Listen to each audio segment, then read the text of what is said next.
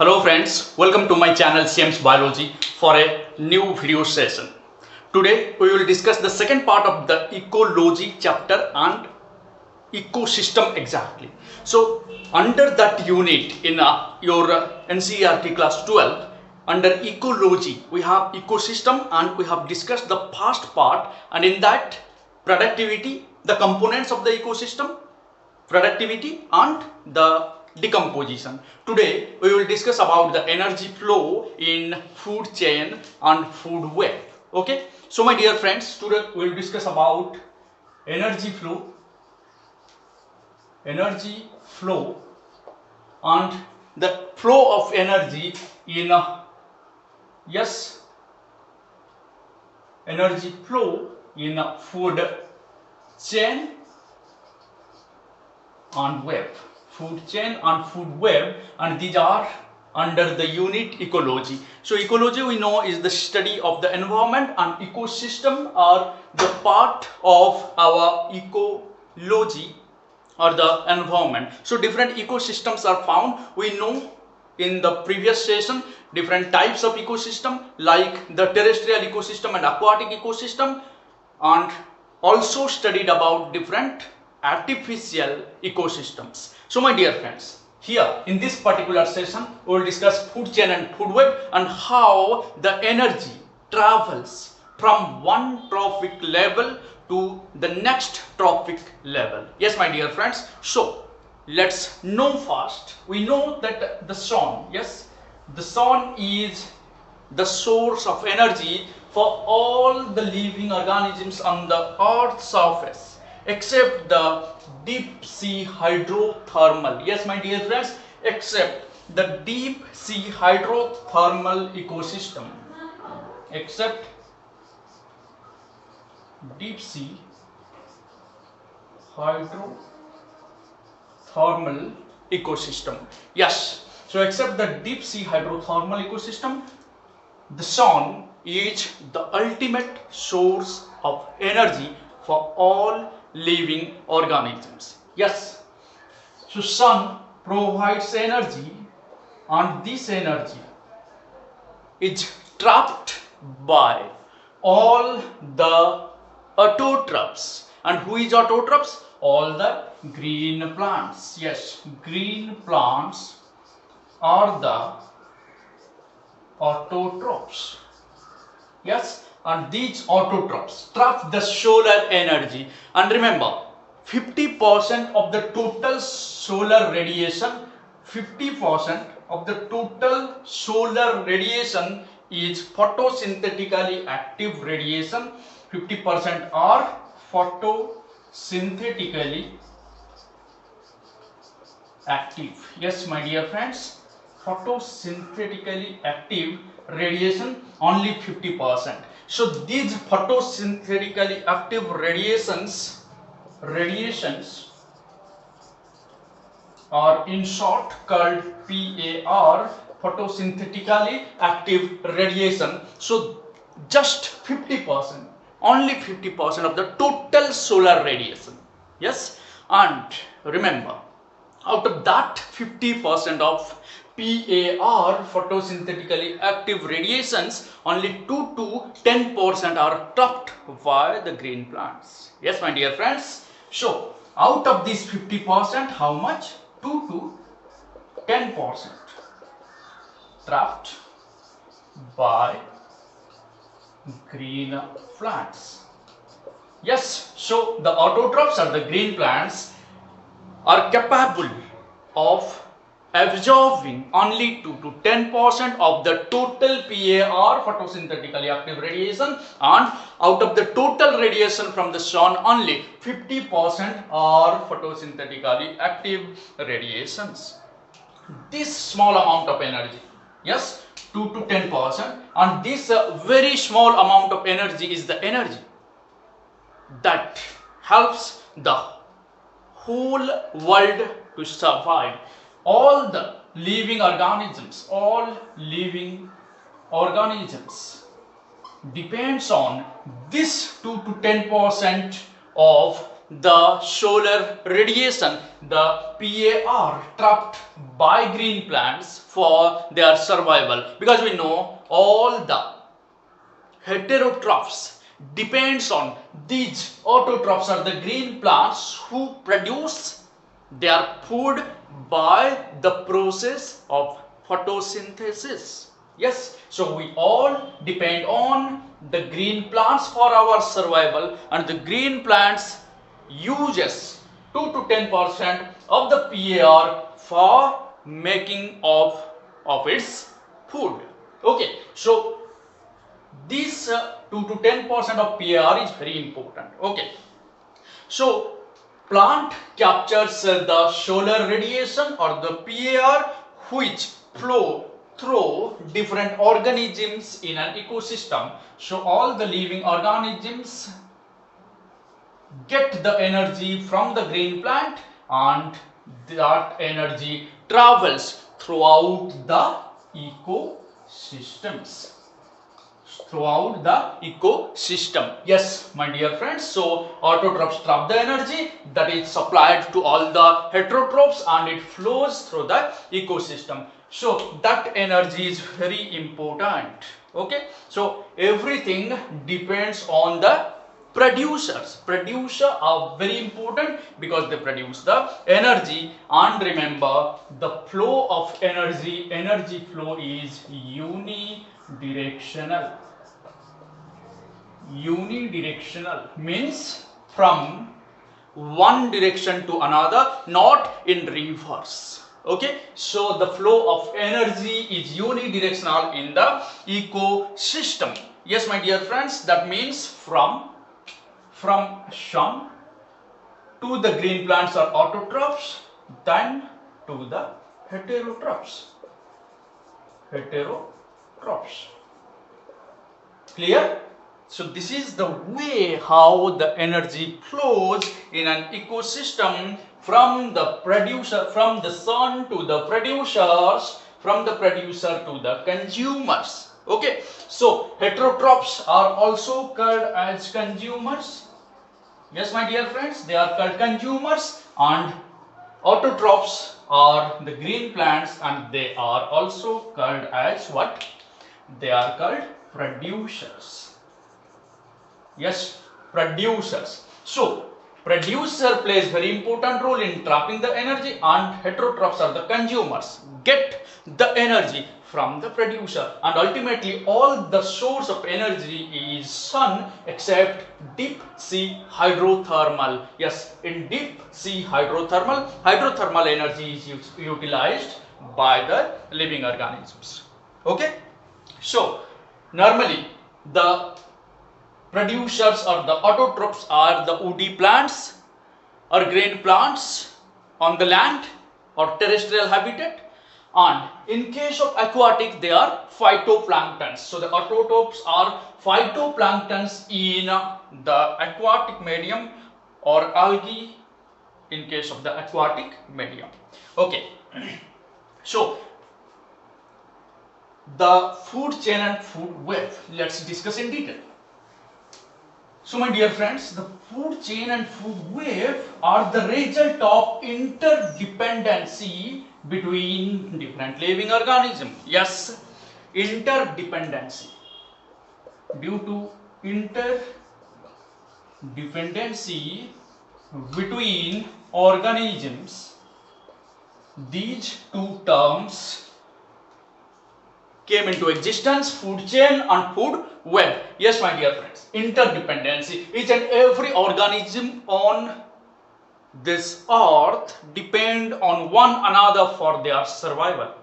Okay, so for their survival, to make themselves alive, they depend on other species. That is called interdependency. Dependent on other, dependent between each other.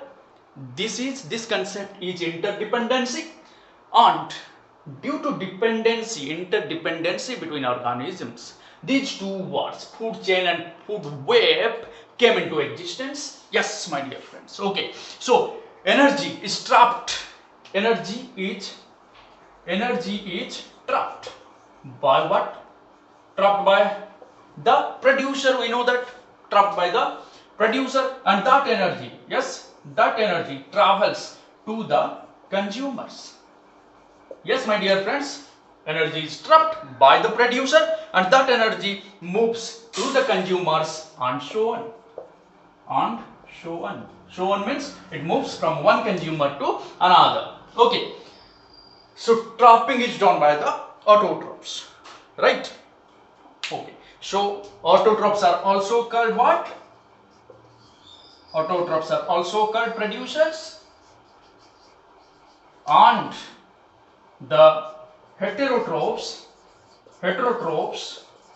are also called what? Consumers. Okay, so what are the different autotrophs or producers? Exactly, remember, the autotrophs are the green plants and heterotrophs are the animals, particularly those depends on the green plants. So from the producer are eaten by the herbivores, and the herbivores are eaten by the carnivores.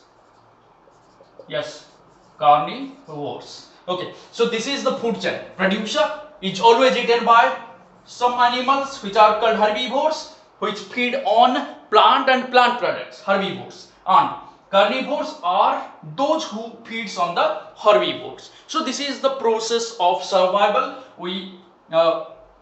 So the herbivores eat the producer, the carnivores eat the herbivores for their survival. So my dear friends, primary consumers are the herbivores. The herbivores are also called as primary consumers. Okay, right? So carnivores are the secondary and tertiary consumers, right? Because these are primary consumers because they consume the producer. Secondary consumer will feed on the primary consumer. If there is a tertiary consumer, it will feed on the secondary consumer, right? So here the carnivores are secondary or tertiary. There are also some quaternary consumer in some cases, or we can call them the top consumers. Okay, so secondary, tertiary consumers are under carnivores. Clear, my dear friends? Okay, so what are the examples of the primary consumers? In primary consumers, we can say that the insects. We can also give example of birds or some mammals, and they are called herbivores because they depend on the producer. They eat the producer as their food. But this is all about the terrestrial ecosystem. In case of terrestrial, my dear friends. Okay. But if we will talk about the aquatic ecosystem, then normally the mollusca. Okay, mollusks are the primary consumer in aquatic ecosystem. Yes. Another important thing is that the carnivores are the secondary or tertiary consumer. So this is the concept of food chain. Food chain means producer produce the food. They do not depend on other. They only depend on the sun, the ultimate source of energy, and utilizing the solar energy by use of the chlorophyll pigment on the surface of their leaves, by utilizing the water and minerals from the soil, carbon dioxide from the atmosphere. It prepares its food through photosynthesis, and that food is utilized by eating the producer. The herbivores get the energy, and the energy flows from the herbivores to the carnivores as the carnivores consume the herbivores. Okay, so the food or the energy travels from the producer to the herbivores, from the herbivores to the carnivores. And first, if we will add here the sun, from the sun to the producer, from the producer to herbivore, then to carnivore. Carnivore may be different types, like the secondary consumer, tertiary consumer or quaternary consumer or whatever. So this is the basic concept, basic idea. Okay, my dear friends. So let's take an example of the grazing food chain. Okay, so that you can easily understand by taking the example of grazing food chain. In grazing food chain, grass is there. So grass is eaten by the goat or the cattle, and they are eaten by the lion. Okay, so here you can write the lion, or if you will add here human, and human is eaten by lion, then here we will have two different, yes, carnivores. Okay, first this one is the producer, grass. Goat or any cattle are the example of the herbivore, because it feeds on the producer, and the herbivores are eaten by human. So human is here both human and lion are consumers, but human is the secondary consumer.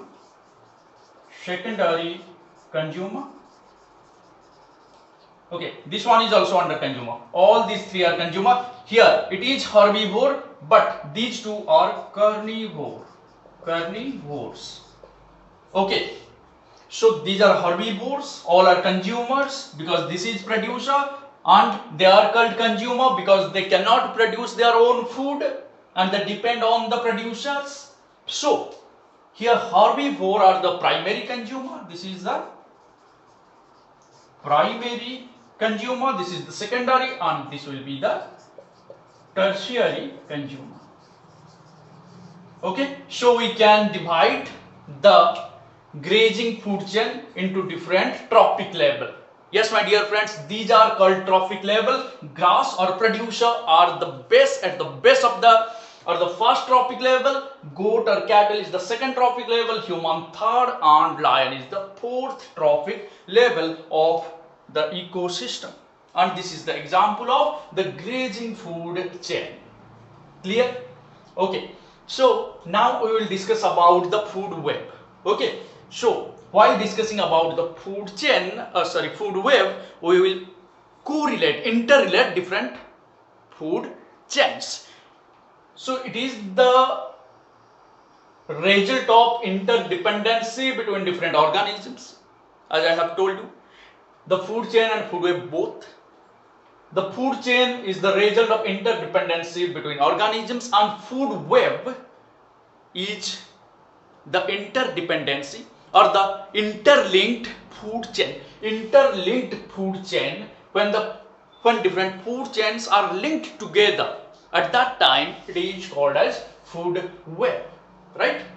So my dear friends, now let's move on to take an example of the food web. So let's take the example of a food chain and associate different food chains into it, making it a food web. Yes, my dear friends. So if we will take grass or any plant, the grass is eaten by the grasshopper. Okay, and the grasshopper is eaten by the frog. The frog is eaten by the snake, and snake by the eagle.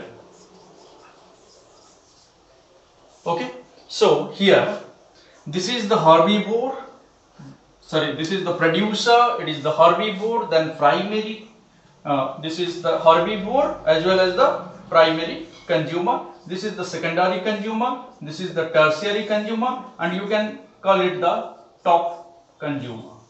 Okay, so here these are the producers, right? So producer and all these are consumers, right? Consumers. We can also say that the grasshopper is eaten by the snake directly, right? Okay, so the grass can also be eaten by the rabbit, and rabbit is eaten by the snake, right? This can be possible as well. Likewise, the grass is eaten by the deer, and the deer is eaten by the snake when it is a python. Okay, so here different food chains are there. All these food chains together makes a single food web. So we can call this a food web. Right? Now let's discuss in detail about detritus food chain and correlate with the grazing food chain. So let's move on to the detritus food chain. What is it? Okay. Detritus food chain, right? So the detritus food chain begins with dead and decaying organic material, organic components. Okay, dead and decaying organic matter, and here the decomposers are the hero. Decomposers play the most important role here, and these decomposers are heterotrophic, and they can be the fungi or bacteria.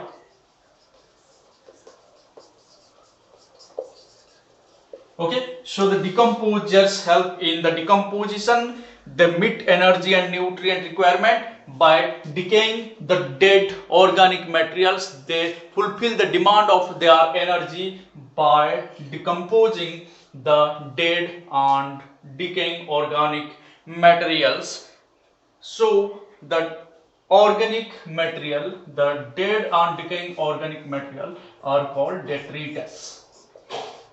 Yes, my dear friends, what? Detritus. Okay, so that is why it is detritus food chain. So the detritus are also known as the saprotropes. Yes, saprotropes. Sapro means to decompose. So these are called saprotropes. And the sapro, here the word sapro means to decompose. To decompose. That is why it is called decomposers or the saprotropes, right? So decomposers secrete, these decomposers secretes a special digestive enzyme, and this digestive enzyme, the work of this digestive enzyme is to simplify the dead and decaying organic material into inorganic components. So this digestive enzyme, which is secreted from the decomposers, break down dead and waste material. It break down waste materials, which may be dead waste materials. Yes, my dear friends, and make it simple.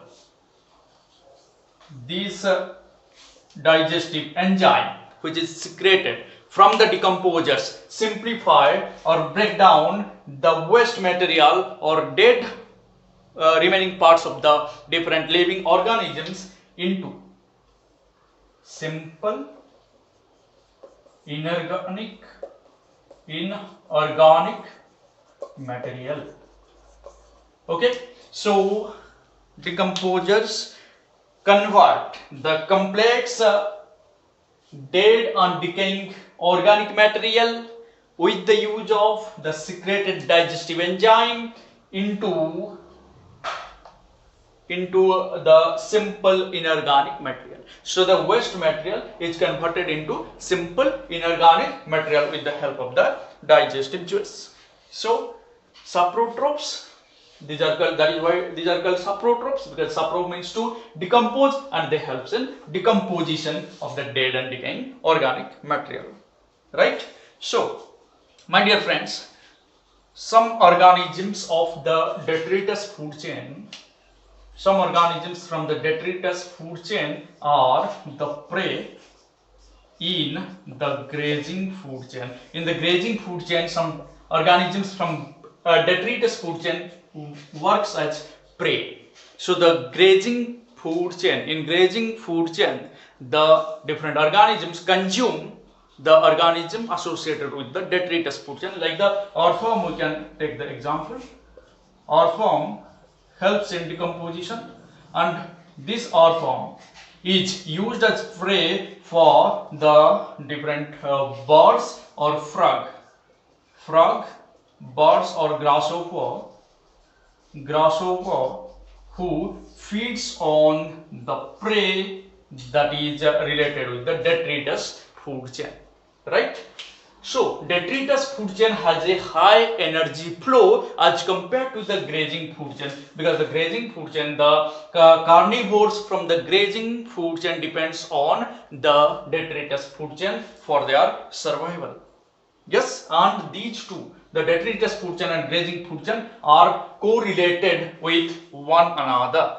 Based on source of nutrition or food, organism occupy a specific place. Based on what? Source of nutrition.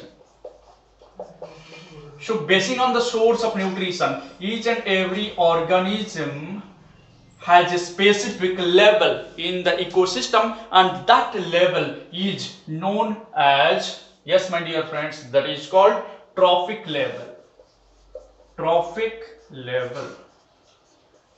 Right? So depending on the source of nutrition of any organism, they occupy a specific place in the food chain, and that specific place or position is known as the trophic level, right? Trophic level.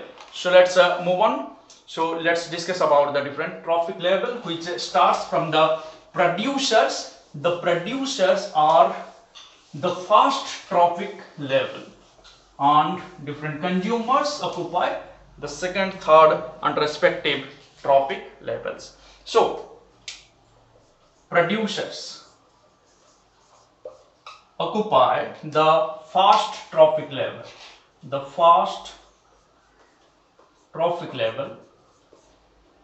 then the second trophic level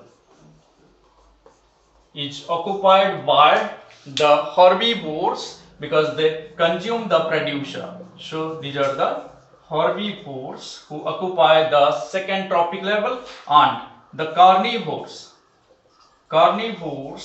who consume the herbivores occupy the third trophic level. If there are more number of consumers, then it will add on the number of trophic level also. So if there is a single carnivore, then the third trophic level.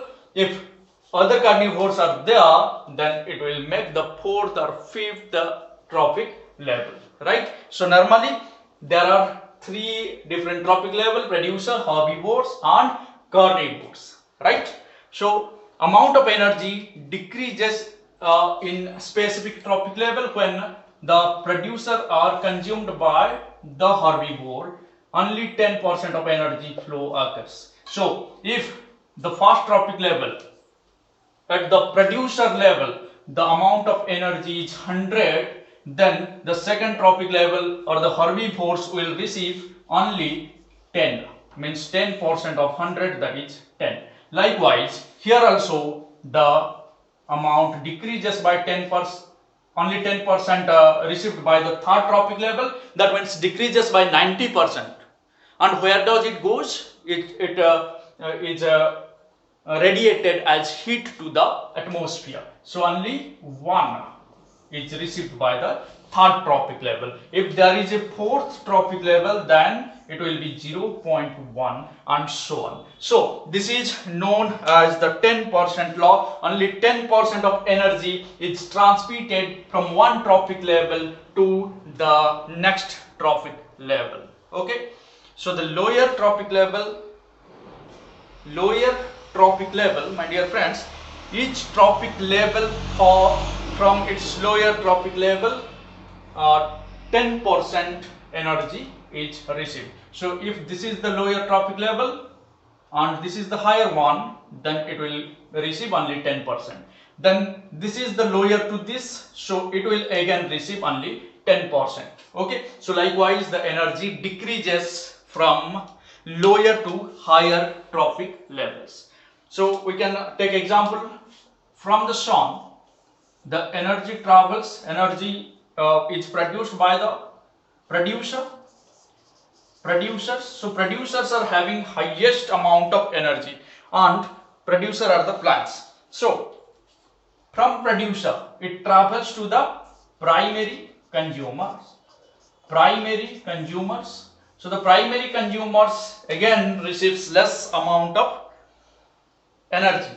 So the primary consumers are the herbivores. Next to the secondary consumers, it will again decrease. Okay, then from secondary to tertiary consumers, it will again decrease. Likewise, sun is the ultimate source of energy. Producer forms the energy by utilizing the solar power, solar energy, and from the producer the energy flows towards higher trophic levels like the primary consumer, secondary consumer, and tertiary consumer, and so on.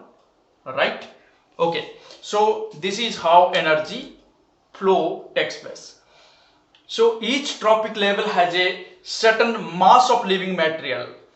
Okay, so that mass of living material in a particular time is known as the standing crop. Remember, standing crop